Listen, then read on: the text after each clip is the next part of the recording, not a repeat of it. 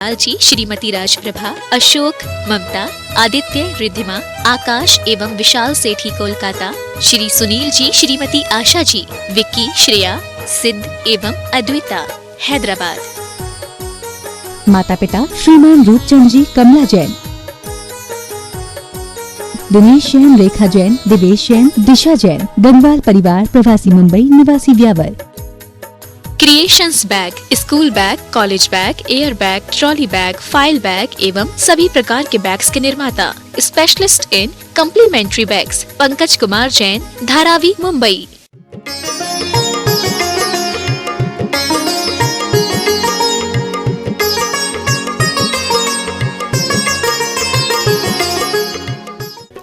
जश्नीन दर्शकों, आप सभी का स्वागत है जिनवाड़ी चैनल पर।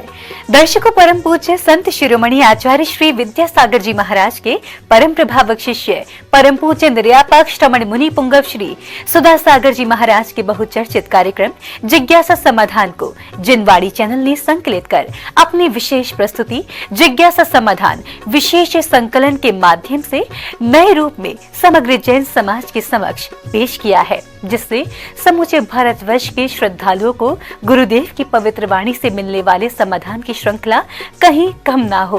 तो दर्शकों, अब समय है जिज्ञासा समाधान का। तो आइए दर्शकों, देखते हैं जिनवाड़ी चैनल का विशेष कार्यक्रम जिज्ञासा समाधान विशेष संकलन से। महाराज जी के चरणों में त्रिवार नमोस्तु नमोस्तु नमोस्तु।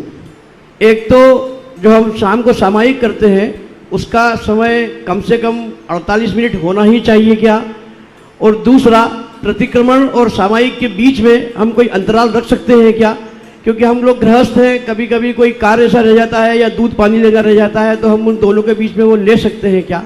दो प्रकार के कार्य होते हैं। सामायिक का सबसे जघन्य काल 48 मिनट ही है। यदि वृत्ति है, प्रतिमाधारी है, सामायिक का नियम है, तो 48 मिनट तो करना ही पड़ेगा। अधिकतम 2.25 घंटे का कार्य। प्रतिक्रमण के बीच में, प्रतिक्रमण के बाद फिर आप कौन से कार्य नहीं कर सकते? आहार नहीं कर सकते, भोजन पानी नहीं कर सकते, आराम परिग्रह नहीं कर सकते, आहार के बाद फिर आप भोजन पानी बना नहीं सकते। कुछ ऐसे कार्य हैं जो नहीं किए जा सकते। बाकी धार्मिक कार्य या संसार के छोटे मोटे कार्य प्रतिक्रमण के बीच में किए जाते हैं। जैसे हम लोग हैं, प्रतिक्रमण और सामायिक के बीच में अंतराल होता है। प्रतिक्रमण करने के बाद वंदना करने जाते हैं, प्रवचन करते हैं, चर्चा भी कर लेते हैं, पर ऐसे आरंभ और हिंसात्मक जिसका पुनः प्रतिक्रमण करना पड़े, ऐसे कार्य नहीं करना पड़े। प्रतिक्रमण के अंदर जो बातें आई हैं कि मैं इन चीज़ों का प्रतिक्रमण करता हूँ, वे कार्य नहीं किए जाएंगे। हम लोग प्रतिक्रमण और सामायिक के बीच में वही कार्य करते हैं जिनका प्रतिक्रमण नहीं करते, और करते हैं यदि करेंगे तो ईर्यापथ हमें लोगों को 2 बार करना पड़ता है। जैसे हम लोग दोपहर में ईर्यापथ करते हैं, लेकिन यदि विहार कर दिया तो फिर शाम को ईर्यापथ हमें पुनः करना पड़ता है। तो सामान्य रूप से प्रतिक्रमण जो है, कुछ कार्य कर सकते हैं, कुछ नहीं कर सकते। जैसे हमने कहा भोजन पानी, आप कहो कि प्रतिक्रमण भोजन के पहले कर लें, नहीं होगा, वो भोजन के बाद ही करना पड़ेगा। हाँ, इतना हो सकता है कि यदि आपको लेट है किसी कारण से, तो सामायिक पहले कर लीजिए, प्रतिक्रमण बाद में चल जाएगा। सामायिक के बाद भी आप प्रतिक्रमण कर सकते हैं। कई बार हम लोगों को होता है, बिहार आदि में कभी लेट हो जाते हैं, तो सामायिक का समय नहीं टालते, सामायिक करने के बाद फिर रात्रि में प्रतिक्रमण कर लेते हैं। पर ये मूल मार्ग नहीं है, ये क्षम्य मार्ग है, महान दोष में नहीं आएगा। थोड़ा कालातिक्रम करने का अल्प दोष लगता है। गुरुदेव, मेरी जिज्ञासा है कि लोग कहते हैं कि बीतरागी भगवान कुछ देते नहीं, कुछ करता धरता नहीं है, तो हम बीतरागी भगवान से कुछ भी अपेक्षा ना करें और ये क्षेत्रपाल, पद्मावती आदि रागी देवी देवताओं से अपनी मन्नतें पूरी करा लें, तो क्या गुरुदेव ये उनसे अपेक्षा करना, अपने संकटों को दूर करने की अपेक्षा करना उचित है? सूरज कभी किसी को प्रकाश नहीं देता, और सारा जगत सूर्य से प्रकाशित होता है, वो प्रकाश देता नहीं है। नदी किसी का प्यास नहीं बुझाती, लेकिन सारी दुनिया नदी के पानी से प्यास बुझा लेती है। तो ये कुछ ऐसी चीज़ें हैं सूर्य इसलिए नहीं निकलता है कि हमें दुनिया को प्रकाश देना है, उसकी कोई ड्यूटी नहीं है, कोई नौकरी नहीं है, वो तो एक अपनी नियत धारा में निकलता है। उसका भाव भी नहीं कि तुम प्रकाश से कुछ काम लो या ना लो, लेकिन सारा जगत उससे प्रकाशित होता है। इसी प्रकार तीर्थंकर हैं, वो सूर्य के समान किसी को कुछ देते नहीं हैं, लेकिन जगत में जो कुछ भी मिलता है सब उन्हीं से मिलता है, लेने वाला चाहिए। आज प्रातः काल मैंने प्रवचन दिया था, भगवान किसी को कुछ नहीं देते, लेकिन भगवान से जो मिलता है वो दुनिया में कहीं नहीं मिलता।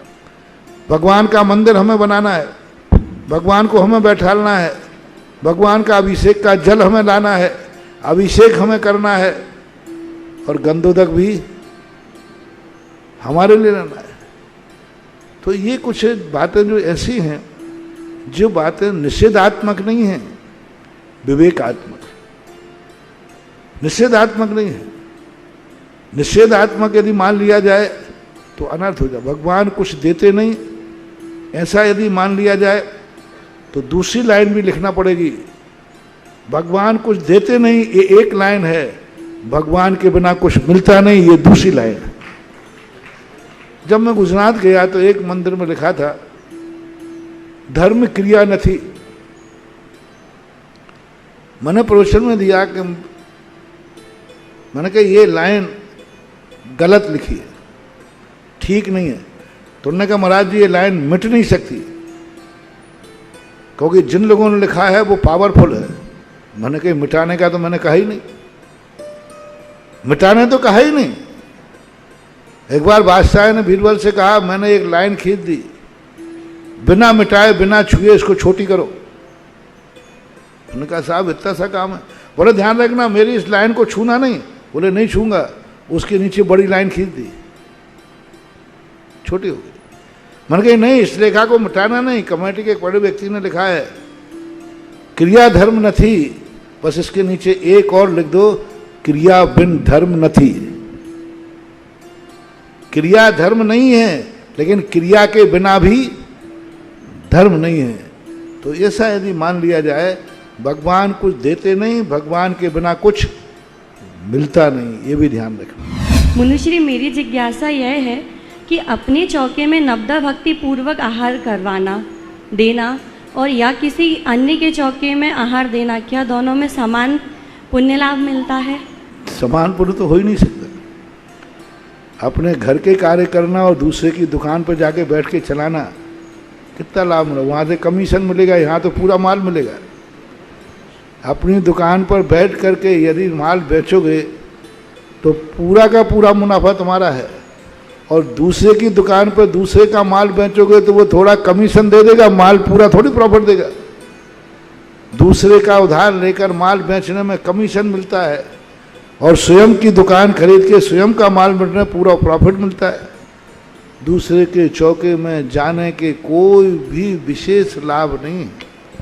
ठीक है, एक व्यवस्थाओं की दृष्टि से बनाया गया, अभाव में बनाया गया।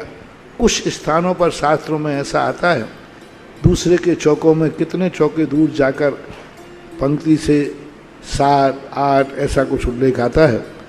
तो देने का प्रावधान तो है, लेकिन सबसे अच्छा कौन है? श्रेष्ठ वही है। हमने उदाहरण दे दिया, कमीशन कितना मिलेगा, और स्वयं की दुकान होगी तो प्रॉफिट पूरा मिलेगा। महाराज जी, पूजन के अष्टद्रव्य में बहुत से क्षेत्रों में जो थाली बनाई जाती है अष्टद्रव्य की, उसके पहले अभिषेक का पानी कुएं से लाया जाता है, जीवाणी की जाती है, और उस पानी को दूसरे दिन गर्म करके फिर अभिषेक के में काम ले लिया जाता है। ये कहाँ तक उचित है?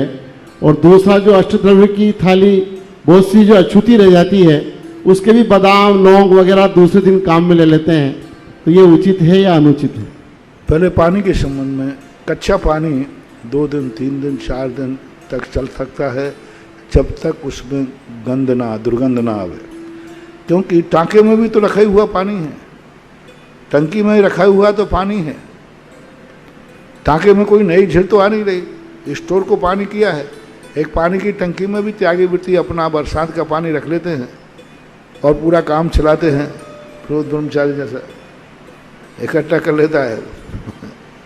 तो चलाता रहता है, कुएं नहीं मिलते तो क्या, तो कोई बात, कच्चा पानी ले सकते। गर्म करने के बाद पानी 24 घंटे तक ही उपयोग के योग्य है, फिर उसको आप उपयोग में नहीं ले सकते। कच्चे पानी की कोई मर्यादा नहीं होती, कच्चा पानी बिलछानी डलती जाए।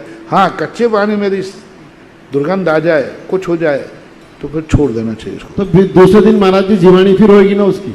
जीवानी को पुनः वहीं डालना पड़ेगा जाकर के। हाँ, वहीं जाके डालना। आप मान लीजिए एक कैन में बड़ा भारी पानी भर के ले आए, बहुत दूर जाना पड़ता है, तो आप लेके आ गए एक बार में, अब आप प्रतिदिन की बिलछानी उसी कैन में डालते जाइए, और अंत में जब थोड़ा पानी बचे उसको उसी कुएं में भेज देना चाहिए, व्यवस्था होना चाहिए। पानी द्रव्य के धोने के बाद आज की धुली हुई द्रव्य कल काम नहीं आएगी। बादाम और लौंग अलग चीज होती है, जिसमें अनाज का संकल्प है। चढ़ी हुई द्रव्य तो कभी देती नहीं कोई, कैसे हो। यदि अनाज चावल है वो द्वारा धोया नहीं जा सकता, उसको कल के लिए नहीं सुखा के रख सकते। बादाम है, लौंग आदि हैं, ये यदि गीली होने पर आप पूर्णतः सुखा सकते हैं तो सुखा सकते हैं। जैसे नारियल है, नारियल गीला हो गया और आज कभी शांति धारा में आपने लिया, आज काम नहीं ले पाए, उसको रख देते, कल काम ले सकते। तो कुछ द्रव्य ऐसी हैं जो धुलने के बाद सकरे नकरे का दोष नहीं आता, लेकिन अनाज वाली वस्तुएं हैं जैसे चावल है वो नहीं ले सकते, क्योंकि चावल अंदर पानी प्रवेश कर जाता है। अनाजों में भी कुछ धुले हुए अनाज भविष्य में काम आते हैं, जैसे गेहूं, दाल, बुंदेलखंड आदि तरफ गेहूं को बराबर पानी में डाल के धोया जाता है और पूरा धो करके उसको सुखाया जाता है। दालों को पानी में डाला जाता है, पूरा सुखाया जाता है और फिर सूखा हुआ अनाज चौके में काम आता है। धुलने के बाद सूखा हुआ अनाज चौके में काम आता है। सूखी गीली हुई धुली हुई दाल बाद में सुखा करके काम आती है। तो कुछ अनाज धुलने के बाद काम आ सकते हैं। चावल आदि में क्योंकि वो अपने आप में एक अंदर का चावल है, इसलिए उसमें नहीं उपयोग करना चाहिए, क्योंकि उसमें पानी अंदर प्रवेश कर गया है। मेरी जिज्ञासा है गुरुवर, बैराग कैसे बढ़ेगा? बैराग के लिए क्या करना चाहिए? बैराग बढ़ाना नहीं है, राग घटाना है, तो उसका नाम बैराग है। आप बैराग को जानते नहीं, राग को जानते हैं। जितना रागादि भाव कम हो जाए वही बैराग है। बैराग कोई अलग से नहीं आता, राग के अभाव का नाम ही बैराग है।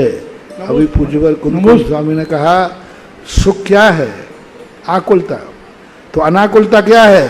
आकुलता का नहीं होना ही अनाकुलता है। ऐसा महाराज जी, मैं 12 वर्षीय कोर्स की चतुर्थ वर्ष की छात्रा हूँ, लेकिन तृतीय वर्ष में मैंने पद्मनंदी पंचविंशति का मैं जो पढ़ा था, तो आचार्य पद्मनंदी जी ने एक बहुत अच्छी बात कही जो मैं आपसे समझना चाहती हूँ कि मनुष्य जन्म, उच्च कुल, संपत्ति, बुद्धि और कृतज्ञता, ये सब पांचों चीजें हैं, विद्यमान है किसी भी व्यक्ति में, लेकिन विवेक नहीं है तो सब निष्फल है। इस पर आप थोड़ा विस्तार से समझाएं। हाँ, ठीक है, बुद्धि है, चतुरता है, संपन्नता है, लेकिन किस समय धन का उपयोग करना, कहाँ धन का उपयोग करना, इसका क्या फल है? तो सब धन बेकार है। शरीर स्वस्थ है, सब कुछ सही है, लेकिन स्वस्थ शरीर का क्या उपयोग करना, क्या नहीं करना, ये सब बेकार है। अच्छा नगर मिला, अच्छा मंदिर मिले, अच्छे गुरु मिले, अब गुरु मिल रहे हैं, सब कुछ मिल गए, लेकिन गुरु का क्या उपयोग करना, गुरु से क्या लाभ लेना, ये विवेक नहीं है। मंदिर बाजू में है, लेकिन पता नहीं कि मंदिर का क्या उपयोग करना, भगवान का क्या हमें क्रिया करना चाहिए। तो सब उपलब्ध होने के बाद यदि व्यक्ति विवेकहीन रहता है तो फिर वह सब कुछ पाकर के भी सब कुछ खो देता है। कृतज्ञता का अर्थ होता है कि कोई भी चीज़ व्यक्ति को मिली है, लेकिन उसका आभार नहीं मानता, सबसे लेता है, सबका सहयोग लेता है, लेकिन वो आभार नहीं मानता, उपकार नहीं मानता कि हमारे लिए, हमारे जीवन में, जैसे गृहस्थ में है, माँ बाप ने उनको इतना किया, लेकिन वो उपकार का नहीं, कहता है वो तो उनका कर्तव्य था, नहीं करते तो उनकी बेइज्जती हो जाती। उपकार मानना चाहिए। हमारे लिए धर्म के कारण से जैन कुल मिला, हमने पूर्व भाव में धर्म किया होगा, ये धर्म का उपकार है। तो जो चीज़ें हमें पुण्य के उदय में मिली हैं वो किसी न किसी निमित्त से मिली हैं। उन निमित्तों को प्रति आभार मानना, कृतज्ञता मानना, जरूर मैंने कोई अच्छा किसी जीवों को देख करके चला होगा तभी मुझे आज आंखें मिली हैं, तभी मुझे कान मिले, कभी मैंने भगवान का भजन सुना होगा, नमोकार बंद सुना होगा, कभी मैंने अच्छे कर्म किए होंगे इसलिए उच्चकुल मिला, आदि आदि जो है, आदि आदि जो अच्छी वस्तुएं हैं इनके प्रति कृतज्ञ होना हमेशा। जिस चीज़ में अपन को आनंद आ रहा हो, भाग्य आ रहा है, उसको कृतज्ञ। मैं कितना कृतज्ञ हूँ कि मुझे जैन कुल मिला, भारत देश मिला। मैं कितना कृतज्ञ हूँ कि मुझे देव साध गुरु मिले। सबसे पहले तो मंदिर के दर्शन करते ही पहली कृतज्ञता होना चाहिए, अभाग्य मेरो उदय। यही तो कृतज्ञता है, सबसे बड़ी कृतज्ञता। मंदिर में जाते ही सबसे पहले ना तो अपन ने उनकी प्रशंसा की, ना उनकी पूजा की, ना उनका दर्शन किया, पहुंचते ही ये भाव आया, अभाग्य मेरो उदय आयो। मैंने कितना पुण्य किया कि प्रभु दर्शन पाया आपका, यही तो कृतज्ञता है। तो इस प्रकार महाराज जी, ये रोटा तीज पर्व क्या होता है और इसका प्रचलन राजस्थान में ही क्यों है? रोट तीज को खाने पीने का दिन बना लिया लोगों ने, पर ऐसा है नहीं। रोट तीज एक व्रत था जिसमें एक महिला ने कहा, महाराज जी हमसे उपवास नहीं होता है, हम उपवास नहीं कर सकते, भूखे नहीं रह सकते, तो हमारा कल्याण होगा कि नहीं होगा? तो महाराज ने कहा कि देखो ऐसा करो, तुम भादो सुदी तीज को 6 रसों से त्याग करके रोटी खाना, नमक मीठा घी सब 6 रसों का त्याग करके रोटी खाना, जिससे तुम्हारा पेट भी भर जाएगा और ये पूजा हो जाएगी। उसने क्या किया कि बाद में घर जाकर कहा, तो घर ने कहा अरे कैसी बावली है तू, रोटी सूखा रोटी खाएगी तीज के दिन, इस दिन तो माल मलिदा खाए जाते हैं, ये करना वो करना। लोगों ने उसको भड़का दिया, तो परिणाम स्वरूप उसने मन बिगड़ गया और उसने वो व्रत तोड़ करके और घी दूध के साथ रोटी खाई। परिणाम स्वरूप उसके कारण व्रत तोड़ने का परिणाम निकला कि इतने 56 करोड़ की दीनारें थीं, सब नष्ट होकर के भिखारिन बन गई। इतनी दरिद्रता आई, इतनी दरिद्रता आई कि वो रिश्तेदारों के यहाँ जावे तो भी नहीं मिले। एक रिश्तेदार के यहाँ गई, उसके मकान के पीछे जाके पड़ी रही, उसकी नाली में से चावल का माड़ गिरता था। बोले यही कह लूँगी क्योंकि ये मेरे कुटुंबी जन हैं, लेकिन उसकी जो भाभी कोई थी उसने जाकर के वहाँ भी ईंट लगा दी, यानी वो भी खाने नहीं दी। भटकती भटकती कई भाव तक उसकी जीवन ऐसे ही निकला। अंत में जब महाराज से कहा कि महाराज जी हमारे क्या जीवन का, फिर उसको फिर रोट तीज का व्रत दिया गया। फिर हुआ, लोगों ने आज खाने पीने का दिन बना लिया। आज तो बाजार में तुरई तो मिली ही नहीं होगी, और आज घी का तो ऐसा मुश्किल हो रहा होगा कुछ पूछो मत। आज सबसे ज़्यादा घी के साथ रोट खाते हैं, घी मीठा और तुरई, ये 3 चीज़ें सबसे ज़्यादा चलती हैं। तो व्रत को बिल्कुल उल्टा कर दिया गया। खास तौर से खंडेलवाल समाज में इसकी ज़्यादा परंपरा है और दूसरे प्रांतों में इसका ज़्यादा प्रचार नहीं है। लेकिन दूसरे प्रांत माने बुंदेलखंड बनाता है धासन चौथ। धासन चौथ का अर्थ होता है कि आज जितना धास के खाना है खा लो, कल से व्रत लगने वाले हैं। हालांकि धासन चौथ कोई पर्व के रूप में नहीं बनाते, व्रत के रूप में नहीं मनाते, लोक रूढ़ी में ऐसा कहते हैं, पर्व नहीं है, मनाने का नहीं है। लोग कहते हैं जैन लोग कि आज तो जैनी जम के खाएंगे क्योंकि कल से व्रत हैं। कोई पर्व नहीं है, कोई त्योहार नहीं है, उसका कोई दस्तूर नहीं होता कि आज धासन चौथ को यह चीज़ बनेगी, इसलिए वो दूसरों के द्वारा कहा हुआ चीज़ है। मुनिषी सावक प्रतिक्रमण जो हिंदी का अनुवाद है उसमें आता है, मध्यमा नगरी के हस्तिपाल राजा की सभा में निश्चितिकाएं हैं, उसका क्या तात्पर्य है? निषदिका है, हस्तिपाल सभा का एक राज्य का है, वहाँ निषदिका में बहुत सारे साधु संतों ने वहाँ समाधियाँ ली थी और बहुत सारे साधु संतों ने तपस्या की थी, उसका निषेधिका के रूप में है। वर्तमान में इस संबंध में इतिहास नहीं मिल रहा है।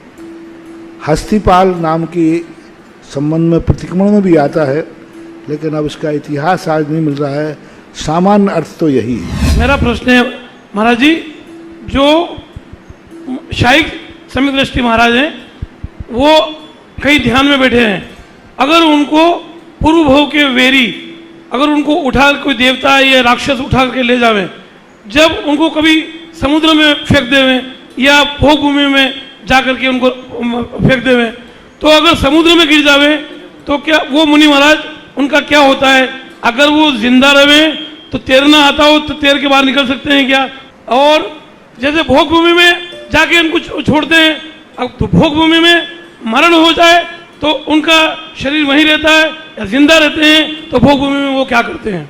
पूज्य वीर सेन स्वामी महाराज ने इस प्रश्न का जवाब त्रियंचों के रूप में दिया कि कोई मनुष्य को, कोई देवता विद्याधर मनुष्य या त्रियंच को, मनुष्य को तो 2.5 द्वीप के बाहर नहीं ले जा पाएंगे, त्रियंच को ले जाते हैं तो वह जीव भोग भूमि मरण को प्राप्त होगा। उसका शरीर अपने आप धीरे धीरे गल जाएगा, उड़ेगा नहीं। वो बराबर वहाँ पर जो जीव जंतु जलवायु में होंगे वो जीव जंतु उसके साथ जाएंगे, नए उत्पन्न नहीं होंगे, क्योंकि भोग भूमि में विकल्प तरह की उत्पत्ति, लेकिन उस शरीर के अंदर जो गए हैं वो जीव तो वहाँ जीवित रहेंगे, तो वहाँ पर उनका मरण होगा, हो सकता है, क्योंकि वो स्वयं तो आ नहीं सकते भोग भूमि से और वहाँ उनकी आहार की व्यवस्था हो नहीं सकती। तो ऐसी स्थिति में वो समाधि ले लेंगे। समुद्र में रहने वाला मुनि महाराज प्रायः वह वहीं डूब जाएंगे, उनकी समाधि होगी। वो ऐसा जानते ही अन्न जल का त्याग करके समाधि ले लेंगे और वो देवता उनको समुद्र में डुबाएगा, उनकी समाधि होगी, समाधि हो जाएगी। अब रही बात तैर कर आने की, तो अभी तक कोई महाराज का ऐसा उल्लेख तो मिला नहीं, समाधि ही ज़्यादा ली है।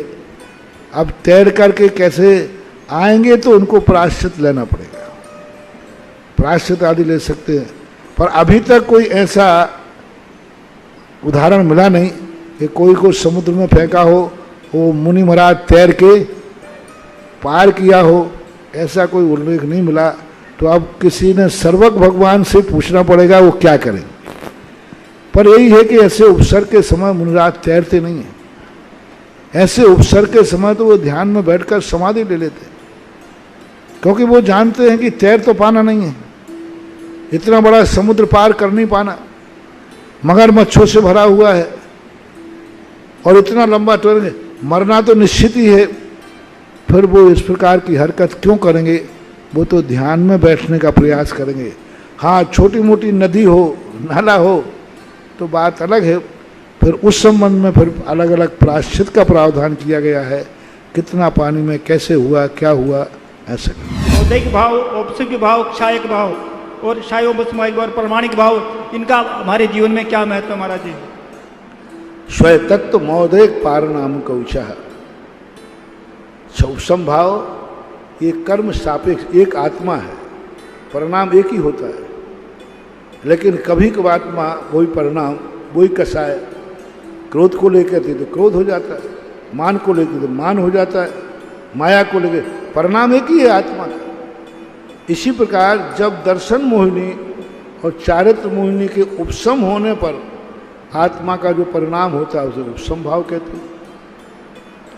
जब कर्मों के उदय में मुख्य रूप से दर्शन मोहिनी और चारित्र मोहिनी के उदय से जो भाव होते हैं वो औदैहिक भाव कहलाते हैं। औदैहिक भाव अन्य कर्मों के उदय से भी होते हैं, 21 भाव होते हैं। अश्रद्धा तो 14वें गुण स्थान तक जाता है। चौसम भाव वो कहलाता है कर्मों का मंद उदय, एक देशघाती प्रकृति का, जो कार्य में बाधा डालने वाले हैं उन कर्मों को तो दबा देता है, और जिनके उदय से बाधा तो नहीं आती लेकिन पूर्ण शुद्धि भी नहीं आती, उनको क्षयसम भाव बोलते हैं। कर्मों का पूरा क्षय कर देना, अब कोई कर्म मेरे बीच में बाधा नहीं आएगा, तो उन्हें क्षायक भाव कहते हैं। इनके सब के सब तत्वार सूत्र के दूसरे अधिकार में औदैहिक भाव के भेद कहे गए, 21 भेद कहे गए, क्षयोपसम भाव के 18 भेद कहे गए, उपसम भाव के 2 भेद कहे गए, क्षायक भाव के 9 भेद कहे गए, पारनामिक भाव के 3 भेद कहे गए। इस प्रकार से ये भावों का चित्रण विशेष रूप से पूज्यवर उमा स्वामी महाराज ने सबसे पहले इन भावों की चर्चा किसी आचार्य ने की है तो पूज्यवर उमा स्वामी महाराज। आचार्य तो है लेकिन ये 5 भावों को अलग से विवक्षित करके उमा स्वामी ने सबसे पहले चर्चा की है तत्वार सूत्र। कर्मों की 148 प्रकृतियां होती हैं। 148 प्रकृतियां में 20 कर्म तो बनते ही नहीं है, और नरक गति में बनते हैं 101, देव गति में बनते हैं 104, तिरंज गति में बनते हैं 117 और मनुष्य गति में बनते हैं 120। तो 148 होने के बाद में 20 तो बनती नहीं है, और इन चारों गतियों में सबसे ज्यादा मनुष्य गति में बनती है 120। तो ज्यादा बनना मनुष्य गति में फायदेमंद है या नुकसानदायक है? पहली बात तो 20 बनती ही नहीं, ये तुमने कहाँ कैसे पढ़ लिया? क्योंकि जो 20 प्रकृतियां हैं ये पुण्य और पाप के संबंध में है, बंध तो इनका होता है। बस मात बंध ने नहीं योग मात 2 प्रकृतियां ही हैं, सम्यक मिथ्यात और सम्यक प्रकृति। इन 2 प्रकृतियों का ही बंध नहीं होता, बाकी की प्रकृतियों का बंध होता है। जो प्रतिपक्षी प्रकृतियां होती हैं वो एक साथ 119 प्रकृतियां बंध के योग होती है। एक साथ के बंध की बात है, क्योंकि कुछ प्रतिपक्षी प्रकृतियां हैं जो इसका बंध होता है तो उसका बंध नहीं होगा, इस प्रकार की बख्शा है। बाकी 148 में 2 कर्म प्रकृतियां ही बंध को प्राप्त नहीं होती, बस सम्यक मिथ्यात और सम्यक प्रकृति। और बंध कभी भी अच्छा नहीं होता। जिस प्रकृति में जितना ज़्यादा बंध हो रहा है बंध तो खतरनाक ही होता है। फर्क कितना होता है, कहीं कहीं पुण्य प्रकृतियों का मनुष्य गति में सबसे बड़ी प्रशंसनीय प्रकृति है तीर्थंकर प्रकृति।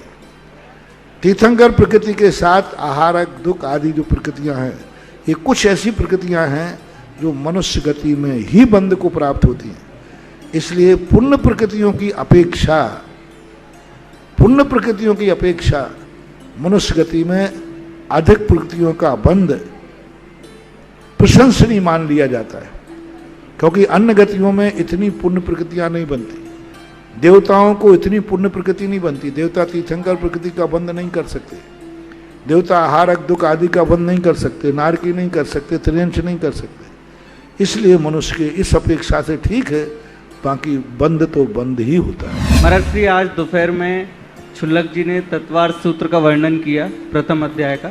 महाराज जी उसमें मति, श्रुति, अवधि, मनाप्रया और केवल ज्ञान का वर्णन आया।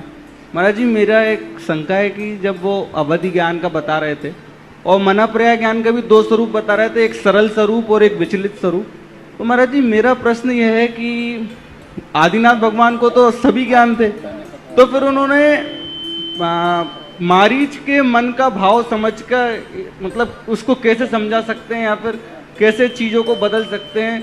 तो आदिनाथ, पहली बात तो मति ज्ञान होता है, श्रुति ज्ञान होता है, श्रुति ज्ञान नहीं होता। अभी आपने मति, श्रुति, अवधि, मना पर्याय ऐसा बोला, श्रुति ज्ञान नहीं होता। मति ज्ञान होता है, श्रुति ज्ञान होता है। आदिनाथ भगवान जान चुके थे, क्योंकि जिस समय मारीच को पूर्णतः भ्रष्ट होने की स्थिति बनी, भगवान को केवल ज्ञान हो गया था। 2 मत इसमें मिलते हैं। जब 4000 साधु भ्रष्ट हुए उनमें मारीच भी था, तो मारीच आदि के लिए देवताओं ने संबोधन किया कि तुम दिगंबर वेश में ऐसा मत करो। तो उसने जाकर के अपने आप में वस्त्रादि कब बक्कल आदि पहन लिए। जब भगवान को केवल ज्ञान हुआ तो एक मत ये भी मिलता है कि मारीच भी समोषण में गया, और समोषण में जाकर के उसने दिव्य ध्वनि सुनी, और वहां किसी ने प्रश्न किया कि आगे और कितने तीर्थंकर होंगे? क्या आपकी सभा में कोई बैठा है जो भविष्य का तीर्थंकर बनेगा आप जैसा? ये प्रश्न करने पर आदिनाथ भगवान की ध्वनि में आया कि हाँ, इसी सभा में मारीच बैठा है, वह 24वां तीर्थंकर बनेगा। बस ये सुनते ही उसके अंदर अहंकार आ गया, और अहंकार आकर के उस समोषण से उठ के जाकर के और उसने कहा मैं भी ज्ञानी हूँ, मैं भी तीर्थंकर बनूंगा, और फिर जाकर के वो मिथ्या मत की तरफ चला गया। भगवान सब जान रहे थे कि इसको इस समय समझाने से कोई मतलब नहीं निकलने वाला। जिस समय बुखार होता है उस समय ताकत की दवाई नहीं दी जाती। ताकत की दवाई कब देते हैं?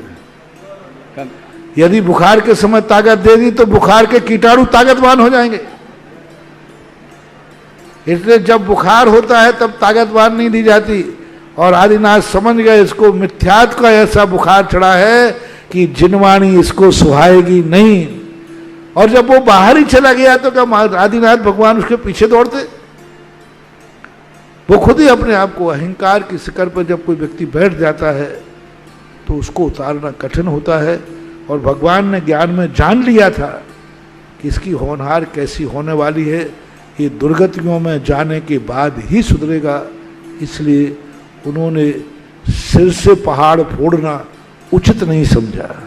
मोहनीय दर्शन कर्म में और वर्णीय दर्शन में क्या अंतर है महर्षि? तो दर्शन मोहिनी भिन्न चीज है, दर्शनावर्णी अलग चीज है।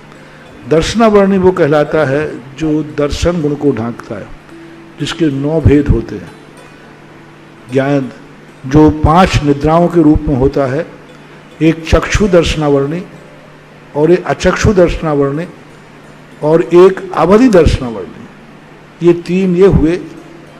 और एक 5 निद्राएं भी आवरण के रूप में आती हैं, चक्षु, अचक्षु, अवधि दर्शन और केवल दर्शन।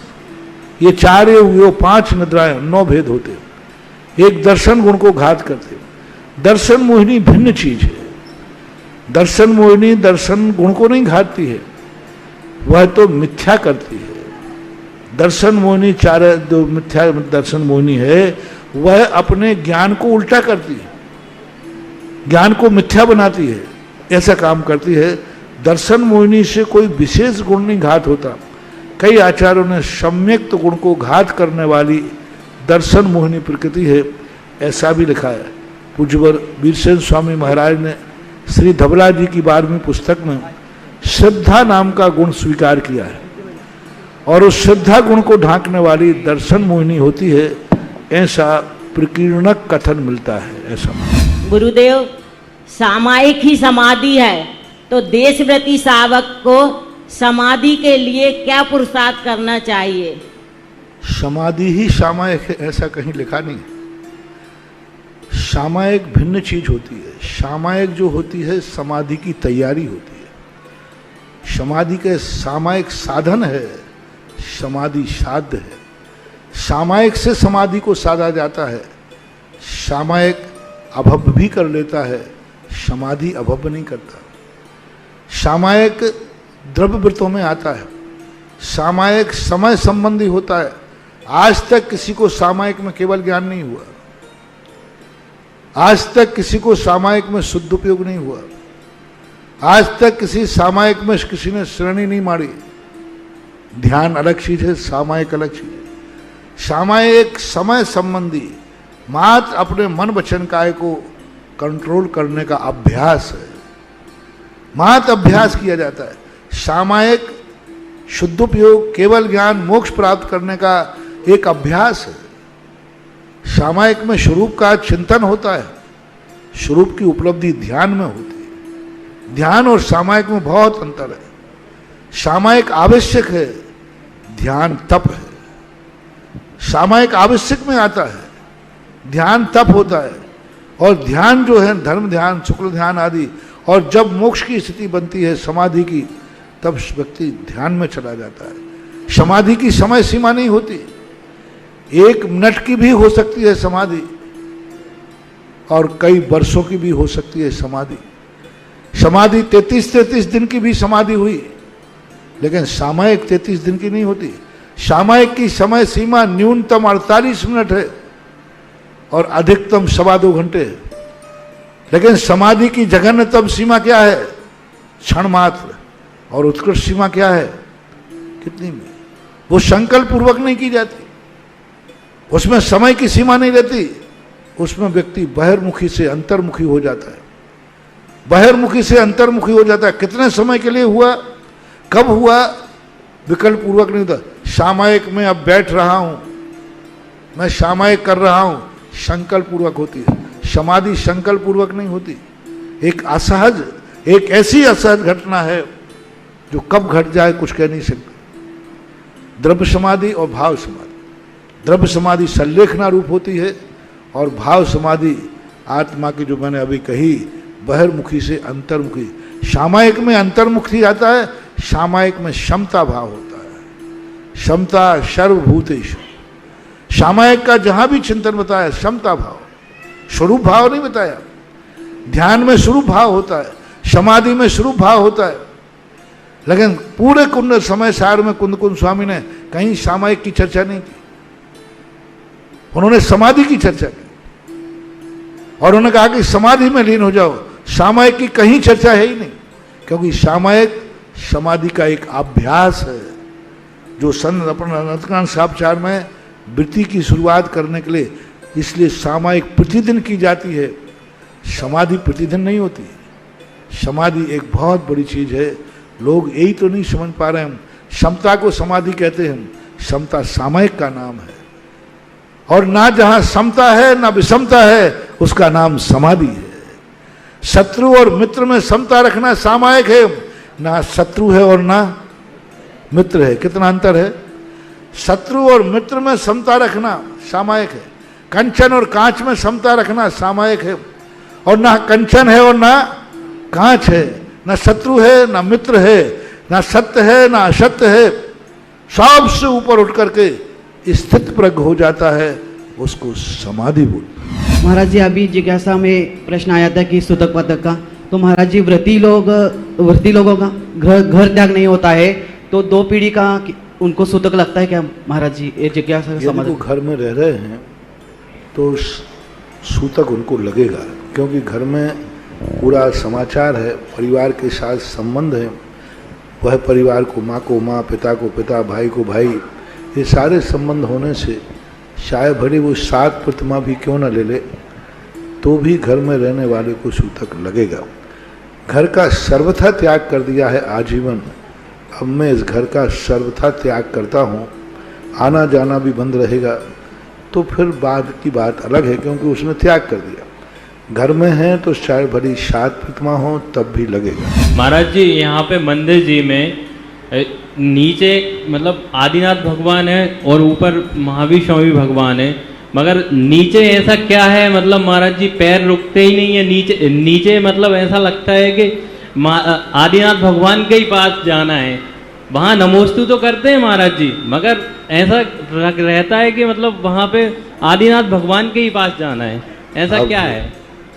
ऐसा लग रहा है, यही बता रहा है, वहाँ कुछ ना कुछ तो है। हाँ महाराज जी, है। उस मूर्ति का है ही ऐसा अलौकिक मूर्ति, बहुत बड़ी एक मूर्ति की जो मंगल स्वरूप है, जो मैं बता कहता हूँ, अनेक प्रकार की मूर्तियों का स्वरूप होता है। मूर्तियों का, भगवानों का कोई स्वरूप नहीं होता।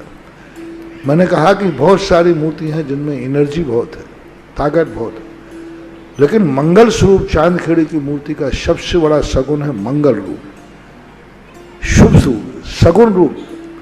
उनके से कुछ प्राप्त करे या नहीं पड़े, उनको देखने मात्र से उसका सगुण हो जाता है, मंगल हो जाता है। तो एक मूर्ति का अपने आप है, जिन्होंने बैठा ली हो उनकी पुण्यवानी, जिन्होंने सूर्य मंत्र दिया हो, कोई महान तपस्वी, क्योंकि मूर्तियों के 3-4 कारण होते हैं अतिशय के। एक तो खुद पाषाण अपने आप में एनर्जिस्ट होता है, कभी कभी पाषाण में इतनी एनर्जी होती है कि मैंने अभी तक इतनी सारी मूर्ति की प्रतिष्ठा की। एक कोटा के अंदर जो बड़े बाबा बैठे हैं पुण्योदयती नसिया में, प्रतिष्ठा के पहले इतनी एनर्जी थी, प्रतिष्ठा के पहले मैंने बहुत कम मूर्ति, हर मूर्ति हम देखते हैं, स्पर्श करते हैं, लेकिन उस मूर्ति में प्रतिष्ठा के पहले ही थी। तो कुछ पाषाण ऐसे होते हैं कि जो प्रतिष्ठा के पहले ही, कुछ शिल्पी का महत्व होता है, कुछ दातार का महत्व होता है, दाता के रूप से, और फिर दूसरा महत्व होता है कि किस आचार्य ने, किस मुनि ने सूर्य मंत्र दिया। हर मुनि के द्वारा सूर्य मंत्र दी हुई मूर्ति एक समान प्रतिष्ठित हो, ऐसा नहीं मानना। जैसे डॉक्टरों के भेद हैं, डॉक्टर सब हैं, लेकिन सभी डॉक्टर सब हैं कि नहीं? सब डिग्री बराबर है, लेकिन हर डॉक्टर के हाथ में यश नहीं होता। इसी प्रकार सूर्य मंत्र सब वही देंगे, कोई अलग से नहीं देंगे, लेकिन सूर्य मंत्र का उतना महत्व नहीं है। सूर्य मंत्र किसने दिया है उसका महत्व है। नमोकार मंत्र का उतना महत्व नहीं, नमोकार मंत्र किसने पढ़ा है। भक्तांबर का महत्व नहीं उतना, भक्तांबर किसने पढ़ा है। वही भक्तांबर मानतुंग आचार्य ने पढ़ा, यही भक्तांबर था, दूसरा नहीं था। 48 ताले कूट गए, और वही भक्तांबर दूसरे लोग पढ़ते हैं कहो सांकल भी नहीं खुले। भक्तांबर तो वही है ना, पढ़ने वाले की, किसकी जिह्वा से निकला है, किसकी अंतर चेतना से निकला है। जो मंत्र सूर्य मंत्र दिया जाता है उस साधक ने कभी उस मंत्र की साधना की है क्या उस मंत्र को कभी साधा है कि मात किताब में से उठाया फूक दिया। कोई बंगाली जादू नहीं है। जो भगवान के ऊपर संस्कार किए जाते हैं उन संस्कारों को जो साधु स्वयं जीवित करके सीता है, उनको अपने आत्मा पे स्थापित कर करके फिर स्थापित करता है, उनको पहले स्वयं जीता है। जिस साधु ने इन मंत्रों को स्वयं जिया हो, स्वयं साधा हो, स्वयं साधना की हो, ऐसे साधु के द्वारा कोई मूर्ति प्रतिष्ठित हो जाए तो मूर्ति की ऐसी चमत्कार हो जाता है। हो सकता है किसी महासाधक ने, महामुनिराज ने इस मूर्ति को सूर्य मंत्र दिया हो। तो ये सब कभी कभी कारण का भली पता ना हो, कार्य को देख करके पता लगाया जाता है कि कारण भी कोई महान रहा होगा। खंडहर बताते हैं कि ये इबारत कभी बुलंद थी। मूर्ति किस स्थान पर बैठी है, स्थान का भी बहुत बड़ा प्रभाव मैंने बहुत बार देखा, वास्तु से भी पढ़ा, प्रतिष्ठाओं में पढ़ा। मूर्ति जब अपनी ये मूर्ति बैठी थी, इसकी दृष्टि नीचे सबसे निचले भाग में थी, और जब से इसको उच्चासन दिया, सांगानेर की मूल दृष्टि ध्वस्त पे थी। 8 भाग होते हैं गेट के, ध्वस्त पर मूर्ति थी। जैसे ही उनकी दृष्टि गज पर गई, आज सांगानेर भी अंतरराष्ट्रीय क्षेत्र बन गया। जय हो। एक जबलपुर करके स्थान है जहाँ के विनोद ब्रह्मचारी, हनुमान ताल, वहाँ एक बहुत प्राचीन मूर्ति है। प्राचीनता में मुझे दिखता कि सबसे प्राचीन मूर्ति वो मुझे प्रतीत होती है, कौरव और पांडवों के समय की मूर्ति प्रतीत होती है इतिहास के अनुसार। वह मूर्ति मैंने कई बार जबलपुर गया, पूज्य गुरुदेव के साथ में बहुत बार गया, लेकिन उस मूर्ति का कोई ध्यान नहीं था। ठीक साइड में बैठी थी एक सामान मूर्ति थी, सब लोग दर्शन ऐसे करते थे। जब मैंने अभी बीच में जब यहाँ से गया था टोंक में, जब उस मूर्ति को देख करके मैंने कहा ये मूर्ति तो बहुत बड़ी चीज़ है। मैंने वहाँ ध्यान किया। ध्यान करने के बाद जो मुझे मन में एहसास हुआ कि यदि इस मूर्ति का स्थान बदल दिया जाए तो यह मूर्ति ऐसा चमत्कार दिखाएगी जो देख के दंग रह जाए। जय हो। मैंने वहाँ की कमेटी से विचार विमर्श करके उसका स्थान बदला, और स्थान बदल करके जैसे उनको स्थान पर उठाना, आज आप देख के ताज्जुब रहेंगे। उस मंदिर में आज 6 साल हो गए होंगे, ताले ही नहीं लगते, 24 घंटे अखंड भक्तामृत पाठ चल रहा है। जय हो। स्थान का बहुत बड़ा फर्क होता है। सब कुछ साधु ठीक था, प्रतिष्ठा ठीक, सब कुछ थी, लेकिन स्थान गलत हो तो स्थानों का भी बहुत बड़ा, क्योंकि द्रव्य, क्षेत्र, काल, भव और भाव, ये 5 निमित्त एक साथ चाहिए। इसमें से एक निमित्त भी कम होगा तो उसका प्रभाव पड़ता है, ऐसा मानते हैं। 10 लक्षण महापर्व लिखा जाए या पर्यूषण महापर्व कहा जाए, क्योंकि जयपुर में ये प्रथा चल गई कि 18 दिनों का पर्यूषण होता है, 8 दिन का श्वेतांबरों का और 10 दिन का दिगंबरों का। देखो, जब दोनों की विचारधारा बिल्कुल भिन्न है, न्यारो पूत पड़ोसी दाखिल, जमीन आसमान का अंतर है। कुछ वर्ष धर्मसागर महाराज के समय दिल्ली के अंदर एक महाराज थे, श्वेतांबर साधु थे, उनके साथ मीटिंग हुई। उनका महाराज जी कंप्रोमाइज कैसे किया जाए, कैसे दोनों एक हों, दिगंबर श्वेतांबर।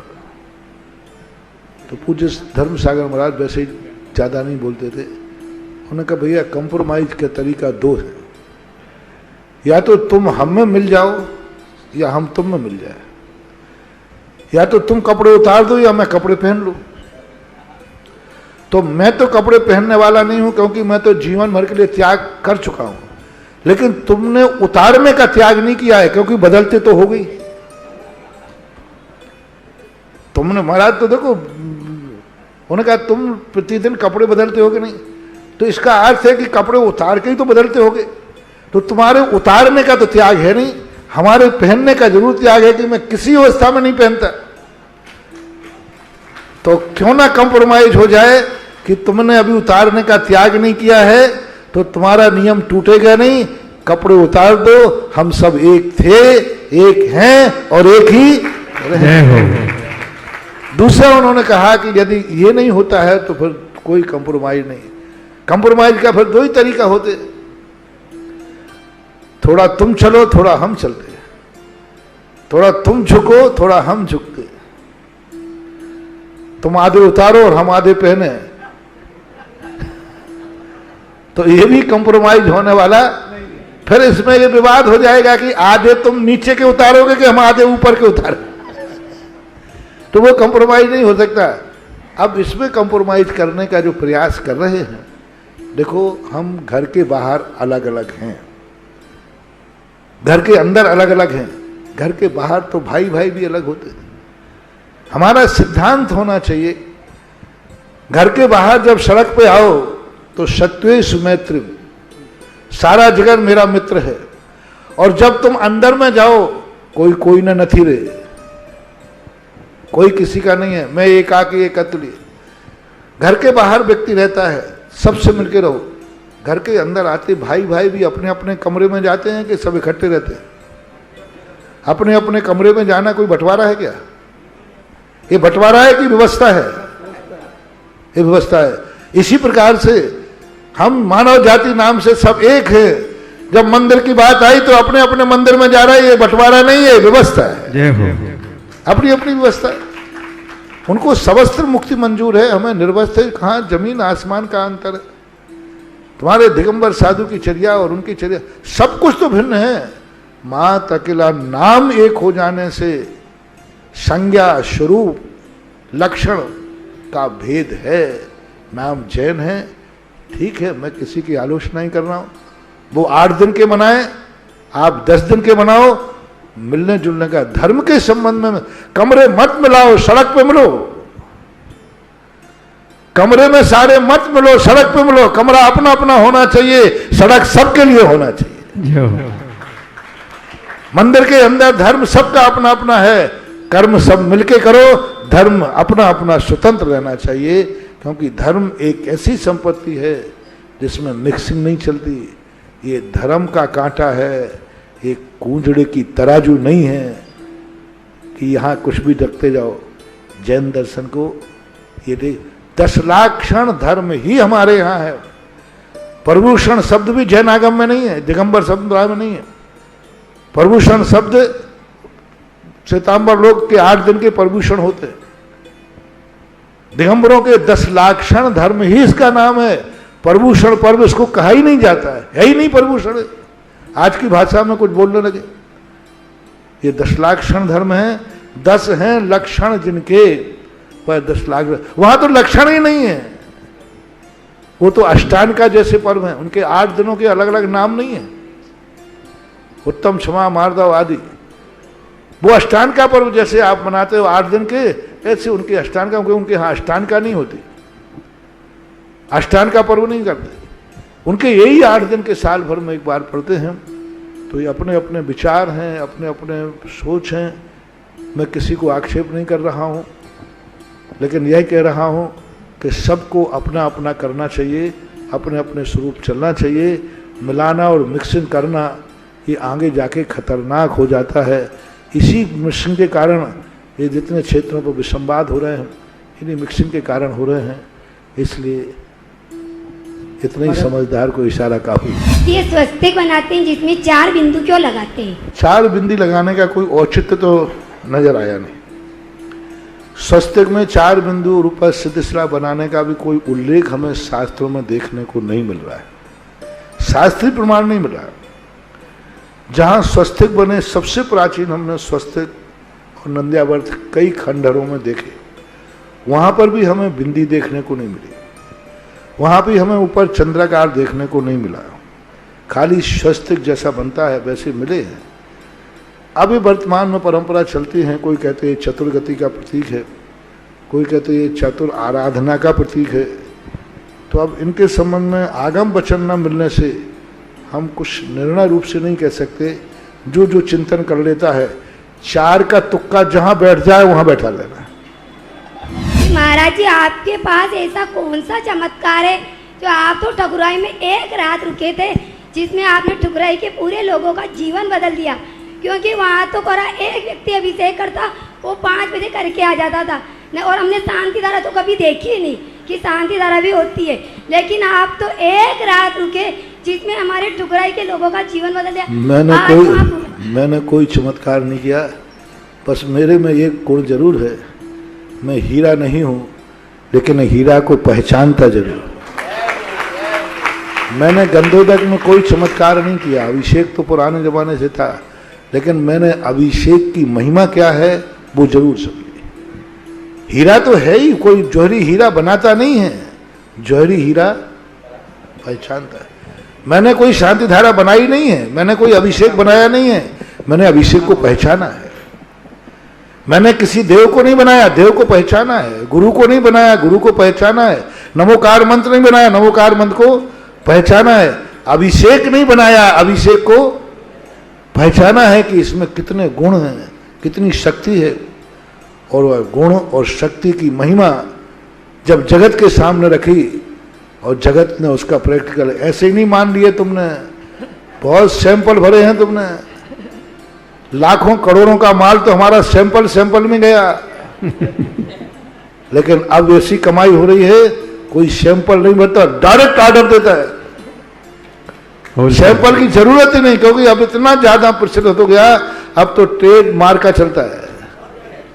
महाराज जी, पर अब तो मार का चाहिए लोगों को, पर मार का यह है अब कोई माल ना देखता है ना कुछ करता है, क्योंकि खूब सबके हाथ कंगन को वार सी क्या, पढ़े लिखे को वार सी क्या। सारा जगत प्रत्यक्ष देख रहा है इस गंधोदक की महिमा, प्रत्यक्ष देख रहा है शांति धारा की महिमा। ऐसे ही नहीं है, जैनियों को मनाना बहुत कठिन चीज है, प्रत्यक्ष में देख रहे हैं। हर व्यक्ति के मुख से देखो, जहां देखो वही इसकी महिमा है। तो उसके अंदर जो छुपी हुई शक्ति थी, एनर्जी थी, उसको पहचान करके दुनिया के सामने रखा, दुनिया ने प्रैक्टिकल किया। आज ऐसे ऐसे लोग जो बुराई करते थे, क्या होता है अभिषेक शांति धारा से, बेखुद शांति धारा करवाने के लिए मेरे पास है। जो ये लोग कहते थे कि ये तो धंधा खोल रखा है, धंधा, आज वे उन मंदिरों के अध्यक्ष है, उन्होंने खुद ये धंधा खोल रखा है। जय हो। जो ये कहते थे सब आप पैसों में शांति धारा होती, पैसों में अभिषेक होता है, आज उन्हीं के बेखुद जिन मंदिरों के अध्यक्ष पदाधिकारी क्षेत्रों के बेखुद यही धंधा कर रहे हैं। अब मैंने उनको छेड़ दिया, मैंने कहा भैया क्यों इस घोरक धंधे में पड़ते हो? तो आज उन्होंने कहा महाराज जी प्रायश्चित और दे दो, घोरक धंधा नहीं है, ये सच्चा धर्म है। दर्शकों, आपने देखा परम पूज्य निर्यापक श्रमण मुनि पुंगव श्री सुधा सागर जी महाराज के बहुचर्चित कार्यक्रम जिज्ञासा समाधान को जिनवाड़ी चैनल ने जिज्ञासा समाधान विशेष संकलन के रूप में नए ढंग से प्रस्तुत करने के निमित्त से इस कार्यक्रम को प्रस्तुत करने का प्रयास किया है, जिससे गुरुवर से मिलने वाले ज्ञानवर्धक लाभ हमेशा जैन समाज के श्रद्धालुओं को मिलता रहे। तो दर्शकों, आज के लिए इस कार्यक्रम में बस इतना ही। कल पुनः होगी आपसे मुलाकात इसी विशेष कार्यक्रम के साथ। तब तक के लिए आप देखते रहिए जिनवाड़ी चैनल। जय Jinendra.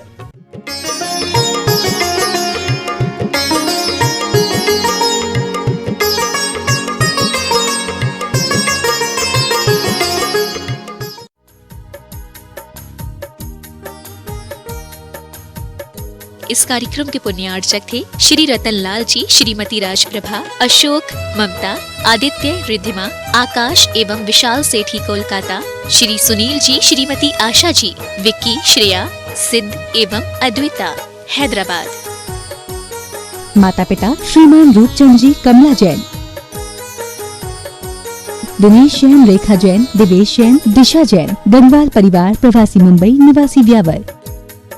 Creations bag, school bag, college bag, air bag, trolley bag, file bag एवं सभी प्रकार के बैग्स के निर्माता, specialist in complimentary bags, Pankaj Kumar Jain, Dharavi, Mumbai.